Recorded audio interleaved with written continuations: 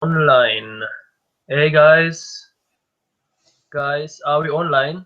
Let me know in the chat, and let me also know if the sound is good and everything is okay, so we can start. So, hey guys, yes, let's just wait a couple of seconds so the people can come. Yeah.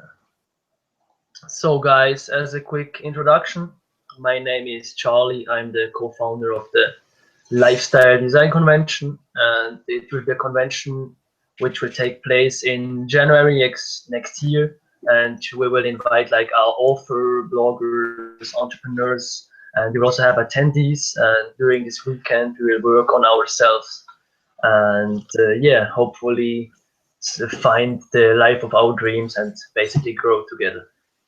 And yeah, hey guys, happy to see you. And today I am here with actually a good buddy of mine and also like slash mentor, Richard Sykes. And yeah, we will be talking about how to feel less and live more basically. So hey man, how are you doing? I'm good, buddy. How are you? Amazing. I'm really hyped. Me too, man. So guys, let me know if the sound is good. Yeah. Hello, nice. So, as a quick introduction, man, who are you? Who am I? Yeah. Well, you introduced me, Richard Sykes. So I'll go a little bit into my past first of all, and how I was kind of led to where I am today. I suppose the catalyst for me following the type of path that I'm on at the moment was a health issue that began nearly 7 years ago, actually. And I was already reading lots of books on personal development and ways to get the best out of myself, because I was working in a sales environment. So I was wanting to be able to understand how I could develop myself to my best abilities to perform better in work. So I was reading a lot of books on personal development, law of attraction, those types of books. So I was already kind of engrossed in that type of material. But then through my career, I started to become ill and really tired. And I woke up one morning and had a terrible migraine, and it all kind of spiraled downhill from there. And for a long time, I was going to the doctors and the hospital with all these different symptoms, and I developed a chronic fatigue syndrome illness, which pretty much just put me in bed for a long time.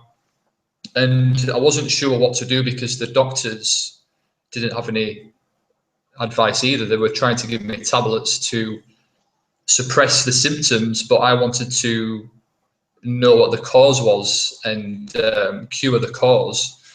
So I quickly lost faith in the doctors and their ability to be able to truly understand the depth of what was going on with me at the time. So I started to read even more. I started to go a little bit deeper and start to look in areas that I probably wouldn't have looked in if everything was okay. So I started to read more books on philosophy, psychology, spirituality, religion. I looked into everything, because I was so driven and determined to cure this illness that was diagnosed as incurable by my doctor, and I was told that I'd have it for the rest of my life. So through that, I was a man on a mission, absorbing any kind of information that would enable me to heal myself, I suppose.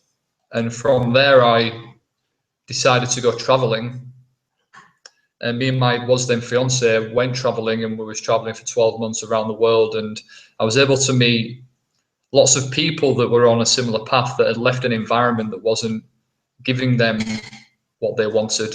They were living a life based on what they thought other people wanted from them. They were adhering to what other people expected them to do, and they were conforming as well. So many people had broken free from a society that didn't want to live in anymore, that wasn't bringing them fulfillment and making them ill as well. So through that process, I was able to start to understand myself more on a deeper level, and my own fears, my own insecurities, my own negative belief systems, which all came from childhood. And I started to be able to peel away the layers that I had, that I was identifying with as myself, and start to really expose my truth and my passion, my purpose. And I started to do more courses. I studied psychology, hypnotherapy.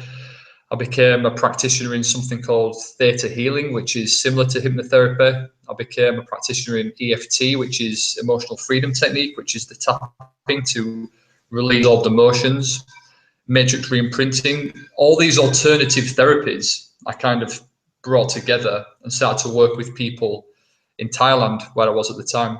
And I was able to really start to see the similarities that run through everybody, that we all have very similar fears, we all have very similar beliefs, we've all had very similar types of experiences with family members that have created traumas and beliefs about the world and about ourselves that started to play out in my life as I got older. So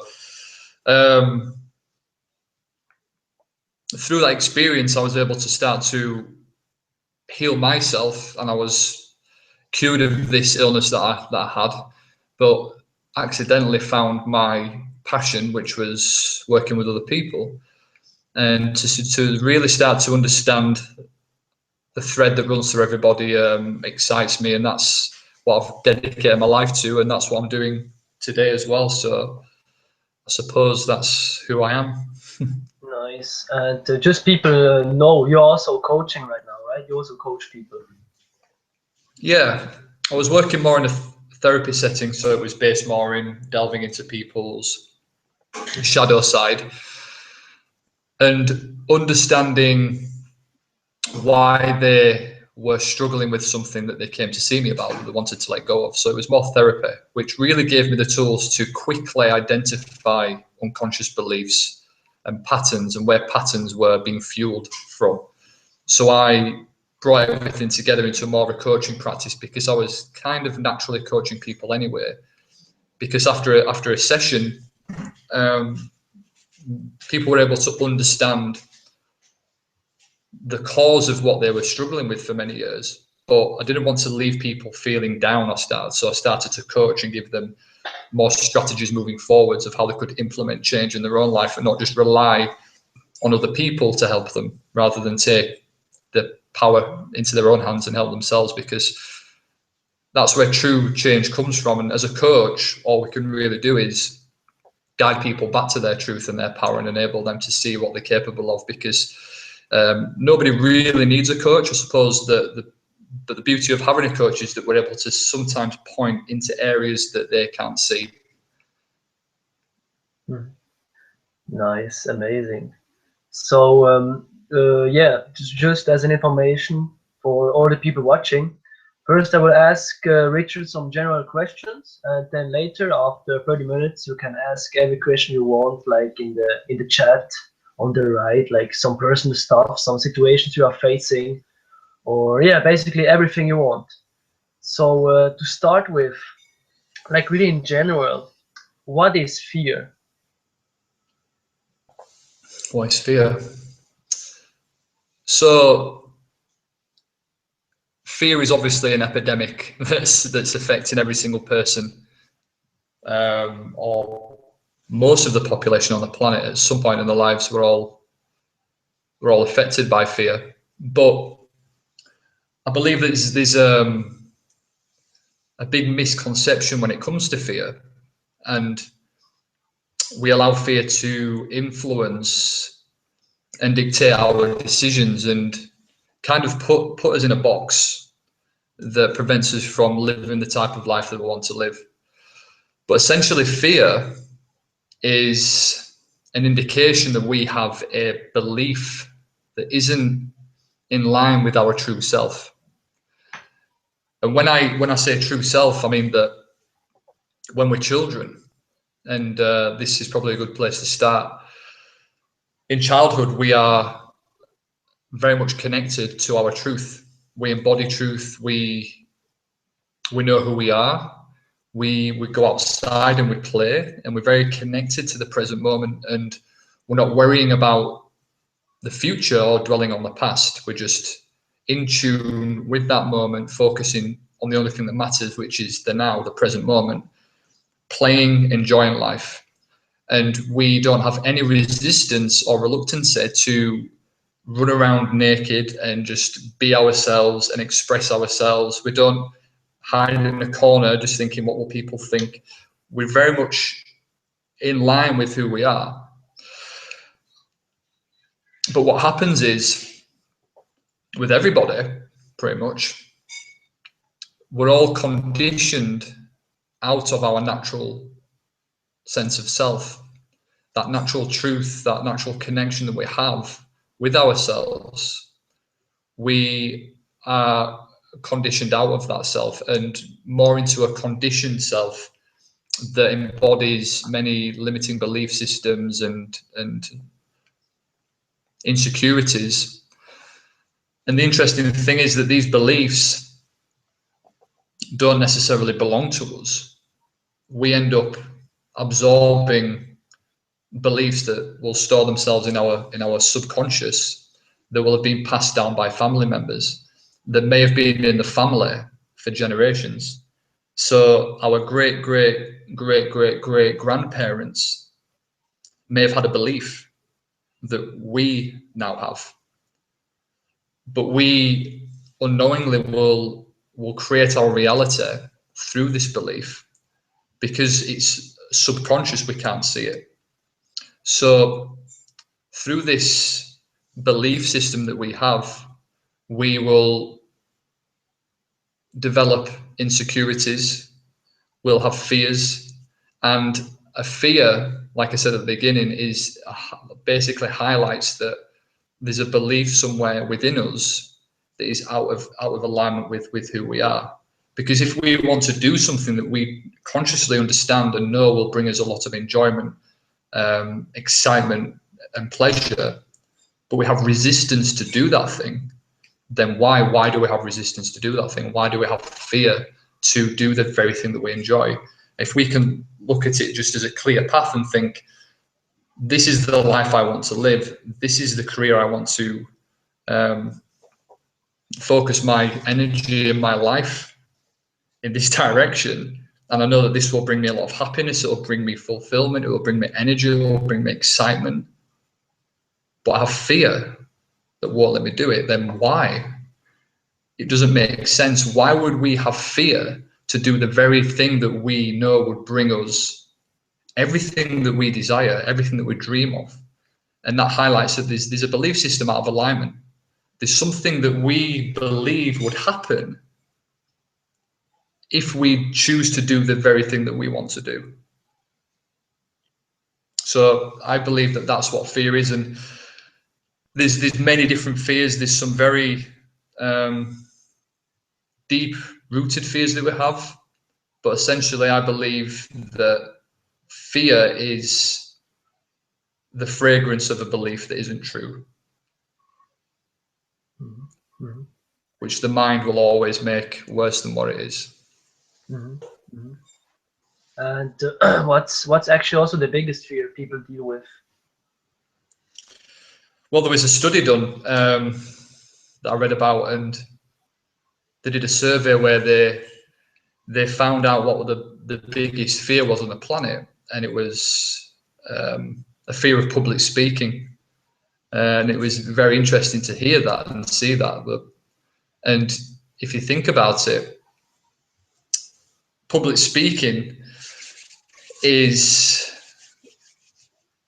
the easiest way to not be accepted by many people. If we allow our mind to influence the way that we think, and if we really look underneath this fear of public speaking, what is the fear truly about? And it's not really a fear of public speaking, it's the fear of rejection. So fear of rejection is the number one fear on the planet. And what came second is a fear of death. So people fear public speaking more than death. And I believe this goes back to our more primitive times when we were living as cavemen, cave women, and we were in packs and groups, and we were living like wild animals, and we would roam and search for new places to live. And if we were rejected out of our group, out of our pack, that was the worst punishment that we could endure.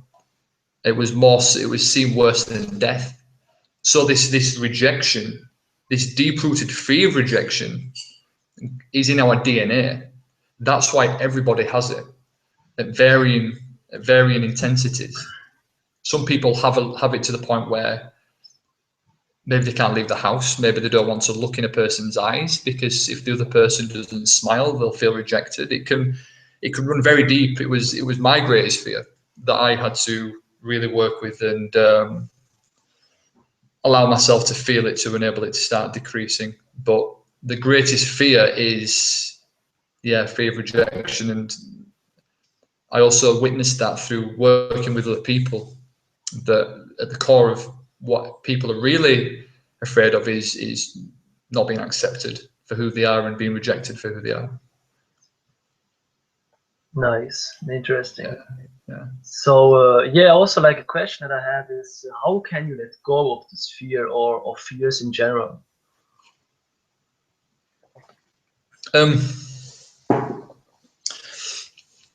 I don't believe that this happens overnight. So we can approach fear differently.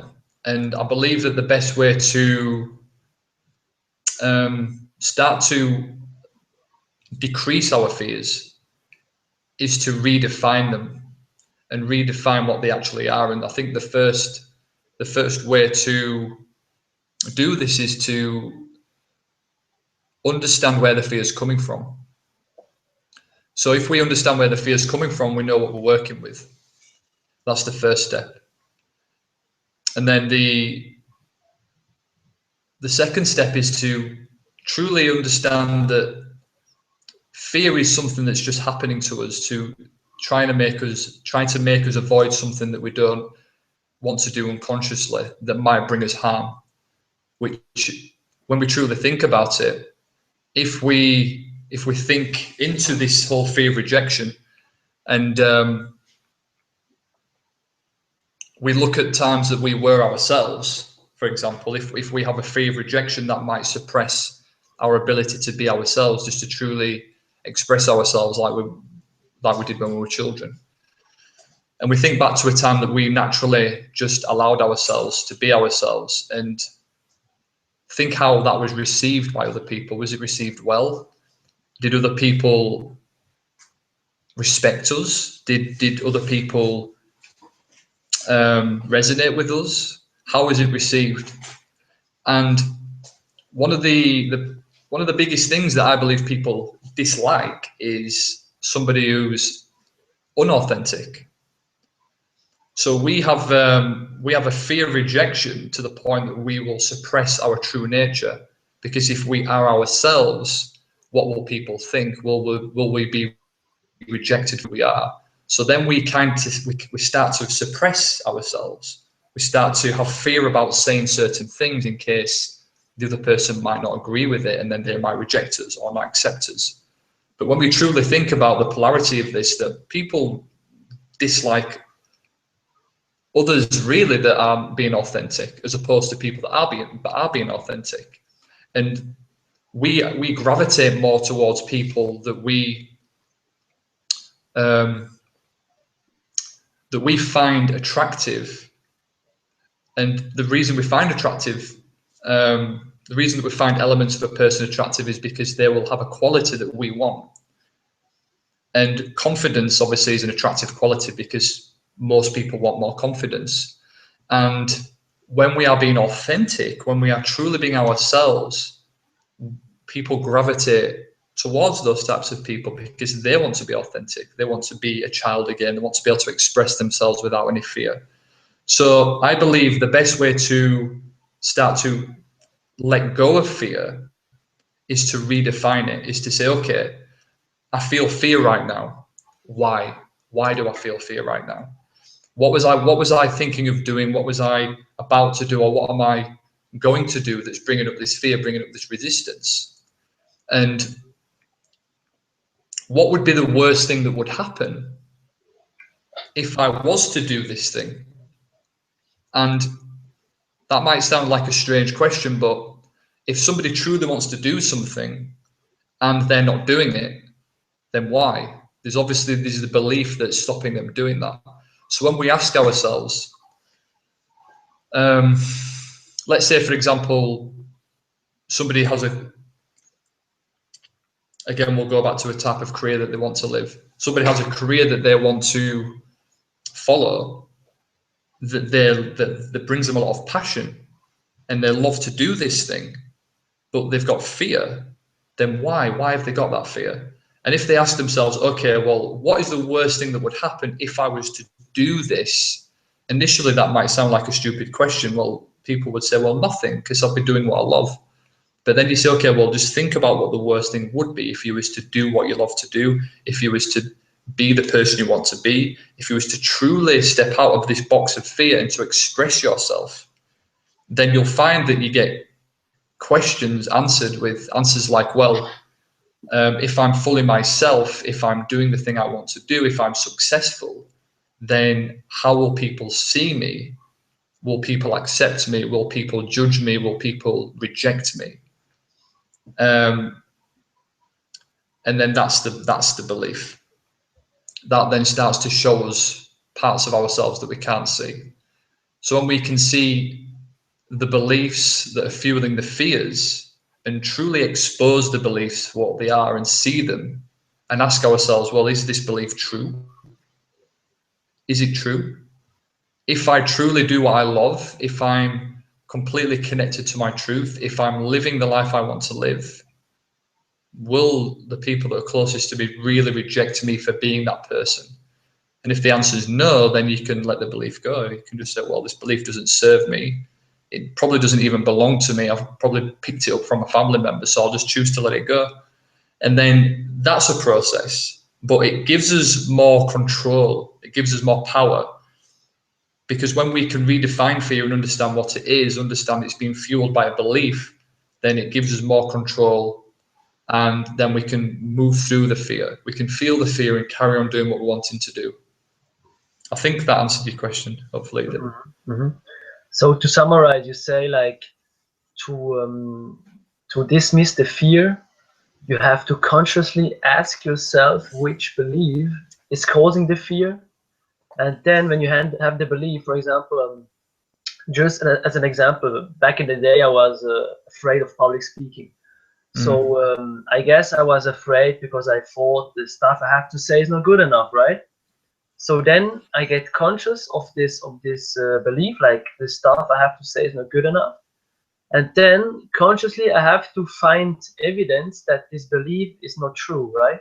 You mean you go into that, or? So you're saying that when you was wanting to do public speaking, you had a fear that what you was talking about wasn't good enough. Mhm. So you mean that the topic you're talking about wasn't good enough? Yeah, and also like myself, my skills, that the skills weren't good enough. Well, again, that's just a question that you have to ask yourself. So, what would be the worst thing that would happen if I was to deliver a topic that I don't believe was good enough? What would be the worst thing that would happen? And then that would take you deeper into the potential eventualities that could happen from that. So what could happen? Like, I guess the worst thing, like people would be bored, you know, they would like be so bored they would not listen to you. But I guess nothing worse. Mm. And you mentioned not being good enough. So that's another part of it. Is you can kind of distract yourself with, well, is the material good enough, or is it truly, am I good enough? and then that starts to take you deeper into what the real fear is. Because we can make excuses in a way. We can start to justify why we feel this way. We can try to logically understand why we feel this fear. And we can say things like, well, maybe the material isn't good enough. Maybe the people might get bored. But essentially, it's more about, okay, well, maybe I'm not good enough. And then you start to ask yourself that question, well, how true is this? How true is this belief that I'm not good enough? And then when you start to look into that, you can look at other times that you've done public speeches. You can look into other times that you've researched a subject and you've spoken about it. You can look at all the books you've read over the years and where you are right now in your life. And you can just, you personally, and this all comes down to ourselves individually, to ask ourselves that question, well, how true is it? And if you really consciously believe it's true, then that's when you have to start doing a little bit more work to understand how you can overcome a belief that's moved from the subconscious into the conscious. But most of the time, we can see it for what it really is and see that it's not true.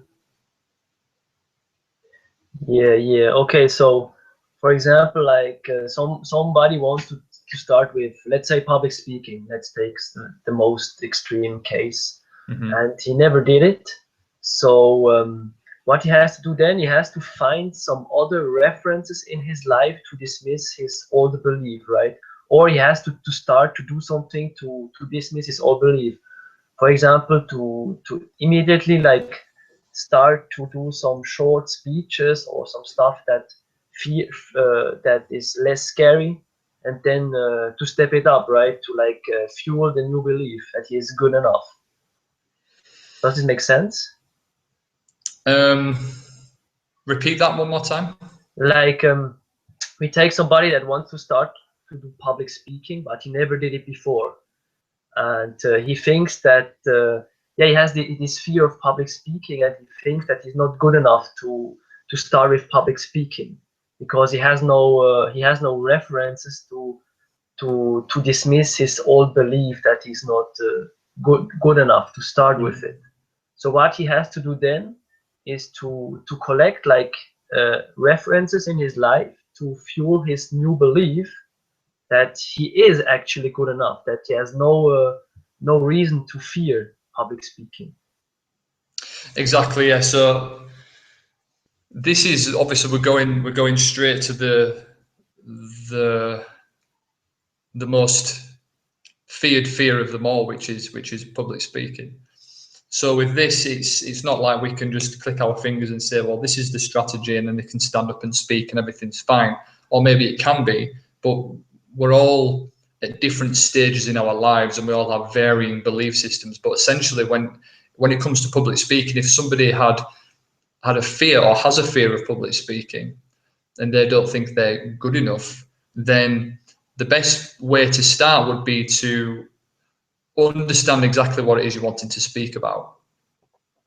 And when we are fully confident with the topic that we're speaking about, then that brings a lot more confidence and we're more able to stand up and speak about it with conviction. If we don't know what we're speaking about, then obviously that's going to make us very nervous and we might lose our way and start to mess up a little bit, and then fear will overcome us and completely debilitate us. So the first step with that is to know what you're talking about. And then again, to redefine it, what is the worst thing that could happen if I stand up and speak? Really, what is the worst thing that could happen? Will people start to throw rotten vegetables at my face? You know, what's the worst thing that could happen? Maybe people weren't very impressed, and then I go away and I work a little bit harder to become better at what I'm speaking about. I learn more, and then I come back and then I feel more confident, and then people are a little bit more impressed. But with public speaking, essentially we just have to start speaking, because the mind will create many different scenarios and stories to make us avoid the very thing that we fear, so that we don't do it, because there's a perceived threat that the mind is trying to make us avoid. And we will believe that. We will start to allow the mind to create stories and eventualities to pull us away from the very thing that we want to do. So when you can also detach yourself from your thinking and just observe it, just see it for what it is, it's just the mind racing, trying to make us not do something that it believes will bring us harm. And then we step into that role, we do the public speech, and then you'll find that the fear isn't actually there when we're speaking, it's more of an anxiety. But anxiety is the same energy as excitement, but it's been filtered through different belief systems, which makes it feel like anxiety. And this is why when we start to do it and we get in the flow with it, that the anxiety eventually will turn into excitement. And then after you've done a public speech, you'll know this, and other people that are watching this that have done this will also realize as well, that afterwards we can feel filled with energy, filled with excitement, and we think to ourselves, wow, is that it? That was amazing. I actually enjoyed it. And then the next time we bring that confidence in. And when you start to see fear this way, and anxiety and excitement in a different light, you start to understand that energy and emotion, and emotion is just energy in motion. It's just moving energy. And the reason we feel it in different ways, in different forms, is, like I said, it's been filtered through different belief systems that we have, which is why we can feel excitement, joy, and love and happiness. And sometimes we can feel fear, anxiety, loneliness, because it's been filtered through different belief systems. Yeah, really cool stuff. For me, it was similar. Like 1 year ago, 1.5 years ago, I started to do public speaking, and even from the start, I read this. Like, it's Tony Robbins talks about that, and he says like always reframe fear, because I guess the problem is most people think fear is something really bad and something that is true. And then I started to not label the feeling I had before the public speeches. Like I felt it, the fear, like, and the nervousness. And back in the day, I was thinking, oh man, shit, I'm afraid. Oh, this would be so bad. But then I started to be, how you said, to observe my thoughts I had, to be really present, and also start off accepting it. Like, otherwise, what resists persists. So I started to accept it first, and then to say, okay, my not labeling it, not telling yourself, oh no, I'm afraid. Just like observing, okay, my heart is beating, okay, I'm sweating, okay, I guess I'm like excited, right? I'm nervous. I want to share it. And I always tell myself right now also, I'm still a bit like, I don't call it afraid. I'm still excited before public speeches. For example, I started to go to Toastmasters with some friends. And always when you are a guest, I guess at the meeting, you can do like some improv speeches. They give you like a quote, and in front of these 30, 40 people, you have to talk 1 minute, 90 seconds, like to do an improv speech. And I'm always nervous before it, but like 2 years ago, I would have told myself like, oh no, I'm afraid. But now I have exactly the same feeling in my body, but I just tell myself, okay, man, I'm nervous, I'm nervous. Okay, it's cool. This situation counts. The same when I go out with friends. I talk, for example, to some girls, to strangers. Back in the day, I was so scared out of my mind. And now I just tell myself, okay, I'm nervous. It's cool. Like just do it. It's normal. Don't label it. I guess it's also a big thing for me personally.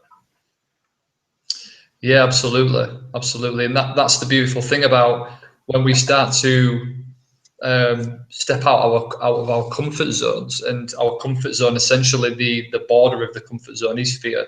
That's the barrier that stops us moving through it, because a comfort zone is created by our subconscious to keep us safe, to make us not venture out of this safe place, because it perceives the outside to be a threat. And the more that we do what brings fear, the more that we start to reprogram ourselves. And if we, let's use public speaking as an example again, if we choose to do more and more public speaking, then the subconscious will start to realize that there's no threat. There's nothing dangerous happening.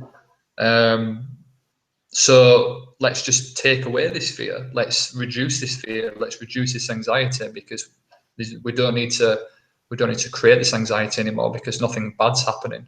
So that's I think there's a book actually, Feel the Fear and Do It Anyway, which speaks for itself. And one of the best ways to overcome fear is to move towards it, and to actually embrace it, and to see it in a different light, to know that it's just an energy, and it's coming from a belief system that most likely isn't true. And then to do it, and then to realize that it wasn't anywhere near as bad as we thought it would be.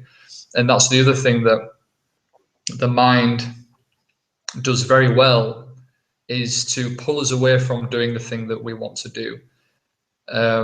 Because if we have, again, a belief system that something bad will happen if we do the thing that we want to do, then the mind will make us avoid it in any way it can. So another example is, if I'm doing a workshop and I say to the people in the side of the workshop, I'm going to go outside and grab a rattlesnake and bring it in, they will start to imagine me bringing this snake in before I've even left the room.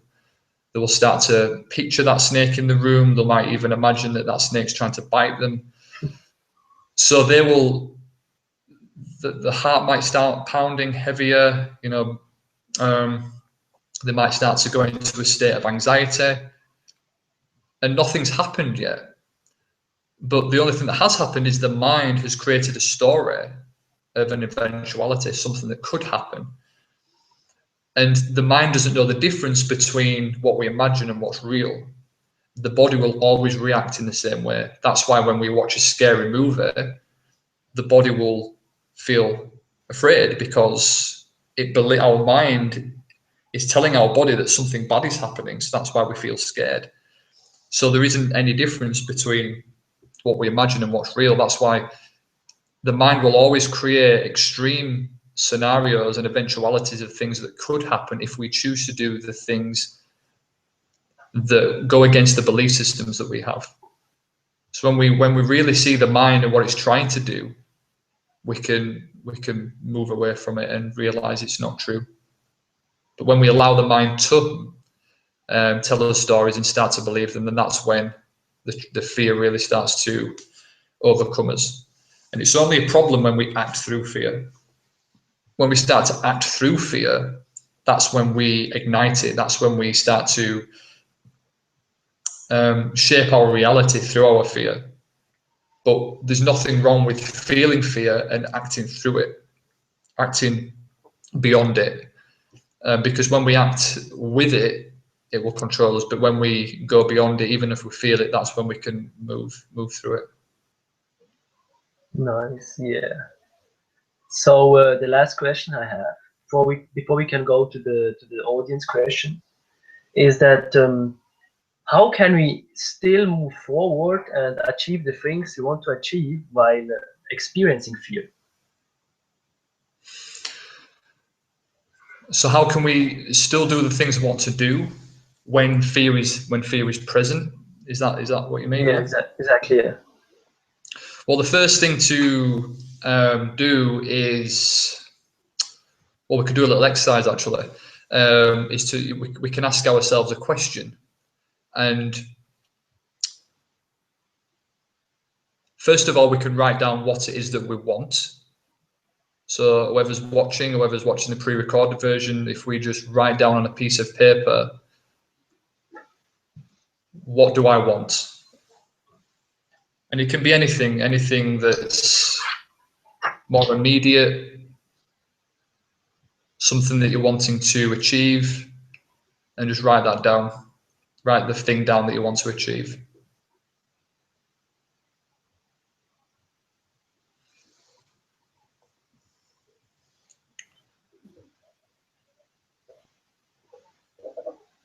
Okay, done it.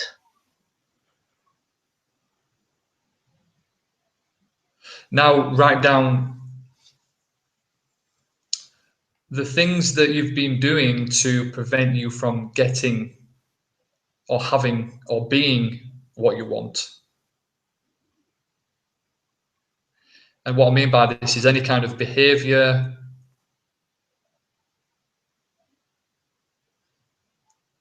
any kind of pattern that's playing out.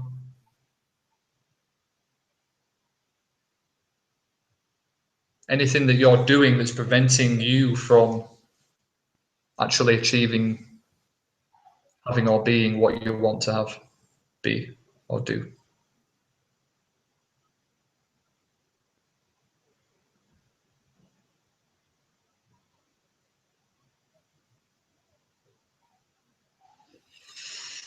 So we've got what we want, we've got some of the elements of ourselves that we're aware of that have been preventing us from achieving what we want to have.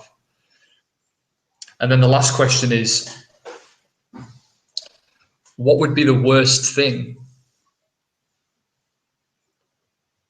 that could happen if I had this thing, if I was in this position, if I was living this type of life, if I was being this type of person? What would be the worst thing that could happen, the most terrifying thing that would happen if I was to do this thing? And this might sound strange to some people, thinking, well, nothing, because I'd have what I want. But the reality is, if there's no resistance to have what we want, we'd all have what we want. So this question will take us a little bit deeper to understand why we don't have what we want to have. So what would be the worst thing that would happen, the most terrifying thing that could happen to me if I had this thing?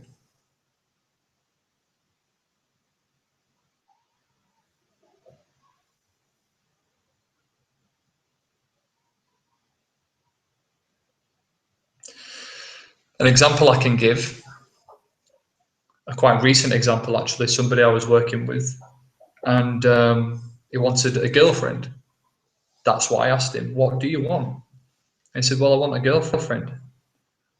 I said, okay, well, what have you been doing to prevent you from having a girlfriend? And he said, well, you know, I don't really try. I spend most of the time playing computer games, and I'm very picky with the women that I potentially could get with. And I'm quite judgmental. And also, I'm too afraid to approach anybody and speak to them. I said, okay. So he was conscious of some of his behaviors that were preventing him from having a girlfriend. So that was the first step. But the next question, what would be the worst thing about having a girlfriend? That showed him the side of him that he couldn't see, the blind spot, the shadow side. And he initially said, well, everything would be fine because I'd have a girlfriend. I said, well, no, what would be the worst thing, the most terrifying thing that would happen if you was in if you was in a relationship, if you was fully committed and connected in a relationship? Just think about it for a second. And he thought about it and he said, well, to be honest,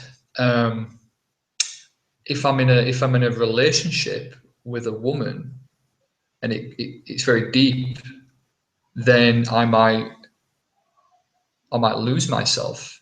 I might lose my identity. I might lose my freedom. And he started to give all these things to me and to himself that he believed could happen or would happen if he was in a relationship. So these things that he was digging into his shadow side to expose and show were all of his unconscious and subconscious belief systems that were creating the fear and resistance to actually go out and get a girlfriend. So beliefs like, if I'm in a relationship, I'll lose myself. If I'm in a relationship, I won't have any freedom.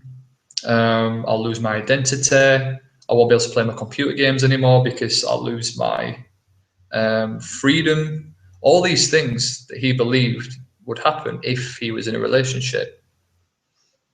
So what this does is it really shows us where the fear is coming from. Because if he truly wanted a relationship and he fully loved himself and truly believed that he was capable of having a relationship, he'd have one. And he didn't truly want one. That's why he couldn't get one. And for anybody else that's writing this down, what this will do, this little exercise will show us why we are procrastinating, why we are resisting, why we fear going out and getting the thing that we want. And this is a very good strategy to use, to write down what you want, to write down the things you're conscious of that you're doing to sabotage you getting what you want, or the things that you're not doing to get what you want. Maybe you're not doing anything, maybe you're not taking any action. And then to write down as well, what would be the worst thing that would happen, the most terrifying thing that would happen if I was to achieve this thing, if I had this thing, or if I was just being this person that I imagine who I want to be. And then that question will take you deep into your unconscious to show you the beliefs and give you a very good idea of where this resistance is coming from, what's fueling this resistance. And then from this, you will have more of an idea of what you're working with, because it's very difficult to move forwards when we don't know what we're working with.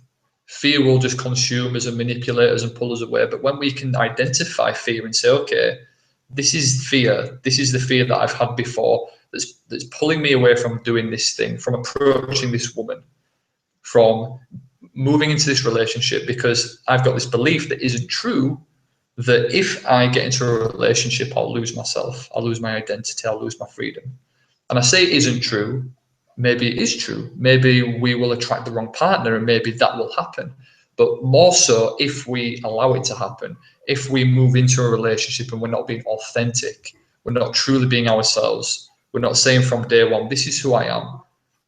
So that strategy will help you really go deep into any belief to show where the fear is coming from. So that's the first step. Nice, nice. So what's the second step then? So once you understand what you're playing with, once you understand where the fear is coming from and what beliefs are there, then it's all about action. It's about taking action. It's about implementing these 3 points, which is the first point is strategy. So when we have a strategy, when we have a basic plan moving forwards, it gives us clarity, it gives us motivation, because we have a strategy. This is what I'm going to do. I'm going to go to events where there's maybe more people that I can socialize with, that there's potential relationships here. If I want to lose weight, the strategy is going to be to find a system that I can use in order to lose weight. But the strategy isn't the most important thing, because if we use losing weight as an example, we're inundated with strategies. Strategies are everywhere. All you have to do is go onto YouTube or Google and type in weight loss, and you'll have probably a million different examples of how you can lose weight. And the truth is, if you want to lose weight, you just stop eating crappy foods and start exercising. You know, everybody knows how to lose weight. So the strategy is important, but it's not the most important step. Yeah. Makes sense? Yeah, of course. Yeah, it's always the same. Like most people exactly know what to do. They know what to do, but this fear is always holding you back. So I really like your approach, because you ask yourself really consciously, why am I afraid? Why is that? And then you ask yourself, you go really deep, and then you try to dismiss that belief. Yeah. Well, Yeah. it's a start, because then you know what you're working with. You can identify and expose where this resistance is coming from and why you procrastinate on the things that you actually want to do. And procrastination it's just a subtle form of fear. That's all it is. Because why would we procrastinate on something that we love to do? And it shows that there's something within us, there's a belief that is making us move away from the thing we want to do, because it thinks that if we actually achieve what we want to achieve, our life will be worse than what it is now. And that sounds crazy, but I'm going to go back to the other 2 points in a second, actually, because we've gone back a little bit. But um, this shows how we will create problems. We can unconsciously create problems and patterns in our life that will make us avoid achieving the very thing that we want to achieve, that will bring us all the happiness, all the fulfillment, all the pleasure, all the excitement. So we can have an issue that creates a distraction from doing what we want to do. Because if we do what we want to do, there might be a belief that, okay, if you are yourself, you will be rejected. If you do this type of a job, people will abandon you. You know, you're not good enough. All these beliefs of doing the things we want to do will stop us doing them. So then we unconsciously justify not doing what we want to do by creating a problem, and that problem will turn into a pattern, and that pattern will become a habit and become our behavior, and eventually we become lost in it to the point that we find it very difficult to move out of that pattern and do the thing that we want to do, to break free from it. So this approach will really enable us to break through these patterns and to start to do the things that we want to do, and to understand what we're working with, understand where these fears are coming from, redefine them, say, okay, this fear isn't real, it's coming from this belief that isn't real. I can let this belief go if I truly believe it isn't true, and then move forwards. So the first step, obviously, like I said, is to have a strategy, to have an idea of how we're going to approach what we want to do, what we're going to implement, what steps we're going to implement to start doing what we want to do. The second step is story. So we need to tell ourselves a new story, because going back to the old way of living, if we've been telling ourselves a certain story over and over again, then that will create the patterning that will prevent us from doing what we want to do. I can't do this. If I do this, this might happen. I'm not good enough to do this. I'm not experienced enough to do this. If I ask this person out, she'll say no, and then I'll feel terrible. You know, there's all these stories that we tell ourselves to justify why we're not doing what we want to do. So story, change the story. Tell yourself a new story. I'm going to do this because this is what I love. The last time I did this, I felt amazing. I've got all this experience. This is my passion. I'm going to do it because I'm more than worthy of doing this. I'm going to approach this woman, even if she says no, because the worst thing that could come of a no is I just walk away and speak to somebody else. You know, we just redefine our approach, and we redefine the story. We tell ourselves a new story. And then that will lead us to step 3, which is our state. So there's 3 S's. There's strategy, story, and state. When we implement the first 2, our state will increase. We'll get a lot more energy. So if we have a strategy and we tell ourselves a new story, that will improve our state. And when we're in a more positive state, we think more positively. And then when we think more positively, obviously there's not as much room for fearful thoughts to get into our mind. And then we get out of bed, we get out of our beds in the morning, and we just approach and we do the things that we want to do because we're in this new state. And we start to decondition the old way of living. We start to let go of the old layers, the insecurities, the limiting belief systems, because we're creating a new pattern. And an analogy I can give is like, if you imagine a record player with the needle in the record going round and round and round, and it's playing the same song. It's playing the same song over and over again. So that's like playing the same story essentially.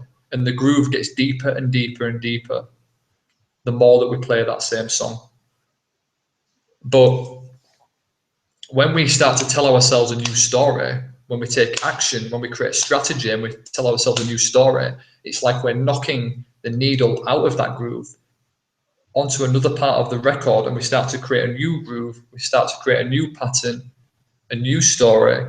And that's when this takes a little bit of practice, it takes a little bit of work, because we are creating a new patterning, and we're letting go of all the old patterns. We're not identifying with them anymore, and then they'll naturally just fade away. And what we're not focusing on will die, essentially. So we're letting go, we're shedding the layers, we're shedding the skin of the old self, which holds all the limiting beliefs, all the fears, all the insecurities, all the reasons why we shouldn't be doing what we're doing. We start to let go of that self, and we start to become and move back towards the self that we always have been. And again, going back to that analogy of an onion, at the core of the onion is our truth that we embody when we're children. We are that truth. But then the layers build up over that truth. And all them layers are all the insecurities, negative belief systems, emotions that we haven't dealt with, that we identify with. And unfortunately, as a society, we've become very identified with the parts of us that aren't us. And that's when the fears cripple us and really pull us away from doing what we want to do. So by implementing these 3 steps, the strategy, the story, and state, we start to move back into that natural sense of self. And in the process, we are letting go of the layers. So the process eventually will become habitual. We're not even thinking about doing it because we're becoming, and we'll start to wake up feeling happy, feeling peaceful, centered, because we've moved back into that center of who we are. Nice. I just had to write it down. It's an amazing analogy. Yeah, analogy. It's totally amazing. So we have a question from Kirsten, and she asked, "What's with a general fear? We don't know where it's coming from, but it's just there, like fear of fire or the opposite drowning as examples. Well, the worst thing could happen would be dying. So how could you try to lose this general fear? I think you can't change those beliefs, can you?" Well, that stems to a fear of death. Did she say a fear of drowning? Yeah, exactly. A fear of fear, like a fear of fire, or the opposite, drowning, as examples. Well, obviously there's some fears that are healthy, because let's say that we walk past an alleyway and there's somebody stood in the alleyway with a gun. We wouldn't just say, okay, I'm gonna walk up to this guy now who's holding a gun and I could get shot in my face, because fear isn't real. Obviously there's some fears that are there to protect us that are healthy, like walking close to a cliff edge. Fear will make us pull back because there's a fear of death. So fear isn't always something that is trying to pull us away from something that we will benefit from. There are some healthy fears. So a fear of death, obviously doing something that's going to risk our life, then we can honor that type of fear, and we can allow that fear to be felt, because otherwise, we're kind of dicing with death a little bit, playing with death. But generally, when we start to look into the things that we want to do, the things that we know we want to do, and we fear them, that's a very clear indication that there's something not quite right. But the answer to that question, the fear of fire, a fear of drowning, you wouldn't jump in a fire. That's quite an obvious fear to honor. Mm-hmm. It's like a evolutionary biology, right? It's right in our head, so we don't die as for accidents, stuff like that. Yeah, and our subconscious is designed to keep us alive and keep us safe. So what happens is when we are conditioned as children, if something bad happens, we will generalize that situation, and we will link it into anything else that's very similar to make us avoid that situation from repeating again. And one of the most common issues I've worked with people is having a relationship or moving into a relationship or a fear of commitment. And when you start to go back deep into this person's childhood, they will have witnessed something happen in their childhood with their parents. Let's say their mother may have left home, and therefore they will have witnessed that and said, okay, well, they don't have the logic at that age to say, well, my mother has left home because she's had an argument with my dad. Maybe my mother's got her own insecurities and issues she's dealing with. We will just very much blame ourselves and paint it very black and white and say, my mother's gone, therefore I don't deserve love, I don't deserve attention, I'm not good enough for love and attention. And then when we have these beliefs, we will fear relationships, we will avoid relationships, and we will sometimes even sabotage potentially healthy relationships out of a fear of being abandoned by this other person because we've experienced it in childhood. So that's a generalized fear, and the subconscious will do that to keep us safe, keep us alive. But the problem is that the subconscious gets it wrong a lot of the time. Nice, thank you. And we actually have a second question from Petros. With what exercise can I implement this losing fear pattern in my life?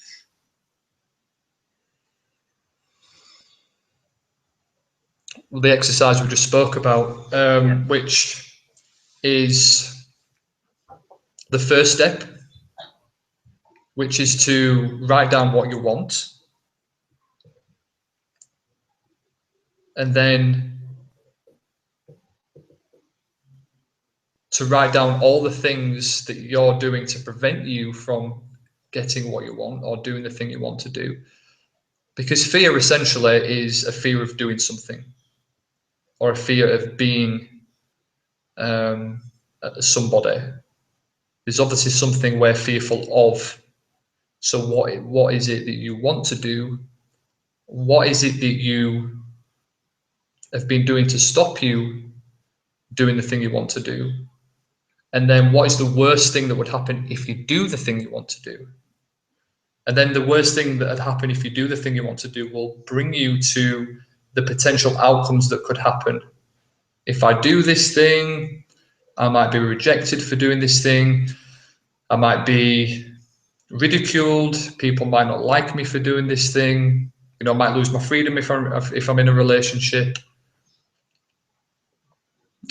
People might judge me for doing this thing. So you've just got to then realize that these answers to that question of what would be the worst thing that would happen if I was to do the thing I want to do are starting to point in the direction of the beliefs that are fueling the fear. So that's the first step to overcome fear, is to understand where the fear is coming from. So when we understand the beliefs, and it's difficult to be very smart, to be more specific with this, because I'm trying to generalize it so that everybody can understand it with this exercise.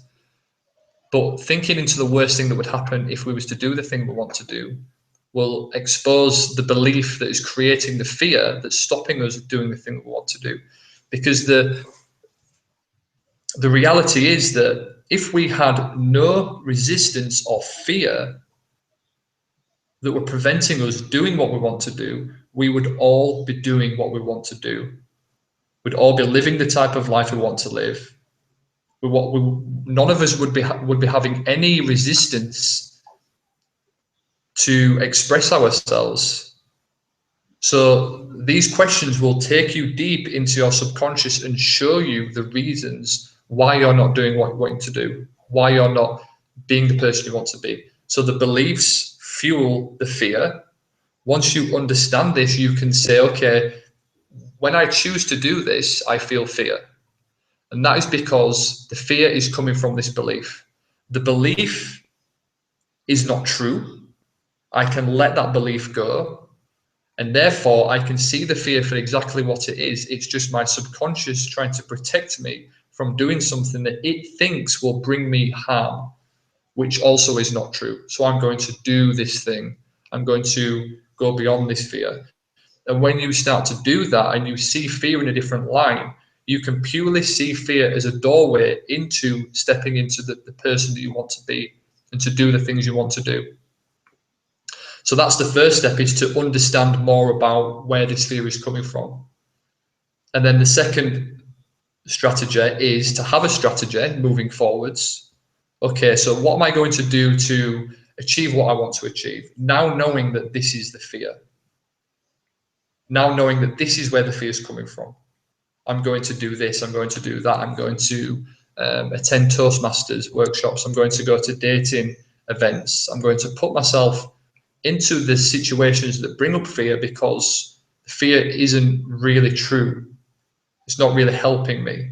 The second step is to tell yourself a new story, all the reasons why you want to do the thing you want to do, and start to recondition yourself so that you're not feeling this heavy weight that's pulling you down when you want to live this type of life. And then the third step is state. You get yourself into a new state, and that new state will then, it's like it will overwrite the old state. So then the fear will start to become redundant, and gradually, and even sometimes very quickly, the thing that you feared doing before, when you implement all these steps, will just dissipate. It won't be there anymore, because the subconscious will understand very quickly that the thing that you're doing is not bringing you any harm. So then you can do it, and then the fear will leave because there's nothing happening, and it would be pointless for the subconscious to keep sending fear when there's no danger. Nice, nice. Thanks for responding. And so let's go to the last question, actually, because it's like 9:08. The question is from Alina. Have you ever heard about cognitive behavioral therapy? Yeah. Seems like you're talking about something very similar. CBT, yeah, I actually, when I was going through my difficult times, I actually had a few cognitive behavioral therapy sessions. I decided not to carry on with it because I found that the therapist was quite cold and quite judgmental. She didn't really have that compassion, and then I felt less reluctant to fully open up. And that might just be one person. I'm not labeling the whole CBT practice like that, but yes, I did study that, and I've also used psychology, and this technique is very similar to psychology and that type of therapy. Nice, nice, yeah. So I have also a question for you. If people want to get into contact with you, how do they do that? Well, the best way is to go through my website and just contact me on the contact me page. I don't know if you're going to leave a link or something on there. Yeah, I'm searching right now. Yeah. Yes. And you also have a YouTube channel, right? You start with YouTube. Yeah, everything's connected to my web page. That's probably the best place to go. And the way that I work is anybody that's got any kind of challenge or obstacle they're trying to overcome, or something they've had troubling them for a long time, then just send me a message on my website, and we'll have a chat, and then just see where that can take us. That's probably the best first step. Nice. So also for you guys listening, if you want to know actually what I am doing right now, like what the lifestyle design convention actually is, and if you want to attend, if you want to get some tickets, here the website, and we will send you the replay per email, and you also called Lifestyle Design Convention on YouTube. Yeah, because more stuff will come in the future. Yeah. So thank you guys for attending. And I actually learned quite much. I wrote some stuff down, and it's really cool stuff. And yeah, so anything you want to add to end the webinar? I'll probably just say that for me, the best approach I've implemented that's had a big impact on my life is just to see fear in a different light, and not to be scared of it, not to run away from it, but to use it to your advantage, and to use it to my advantage, to start to show myself areas of myself that need my attention, and to understand that the things that I fear are the things that I need to be doing in order to transform. And once I've been putting myself into them things, then the fear is it's always worse than what we believe it's going to be. You know, the stories that we tell ourselves, the situations that we create in our minds, that if we do this thing, this will happen, is always exaggerated, always. So when you start to do the things that you fear, initially, yeah, it's scary, but this is the best and most effective way and fastest way to let go of fear, is just to see it differently, and just to move towards the things that you fear.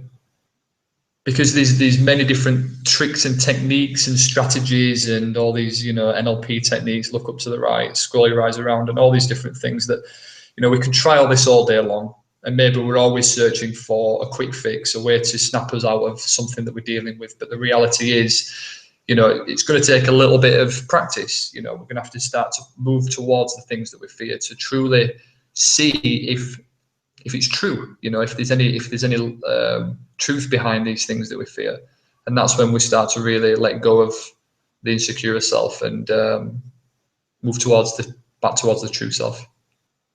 Yeah, yeah. That's actually also what I wanted to say, like to end this webinar, because this fear will always be there, and the best thing is just to take action and to see it what it is actually is, just like a feeling. And yeah, just to take action. Again, that's always the best thing. Not labeling as something bad. Fear, for me personally, fear is something good. You know, it shows me where I have to go, what I have to do, and yeah, it's cool. Yeah. Nice. So thanks, Richard. Thanks, guys. See you soon. Thanks, buddy. Take care. Thanks, you too, man. Peace. Bye-bye.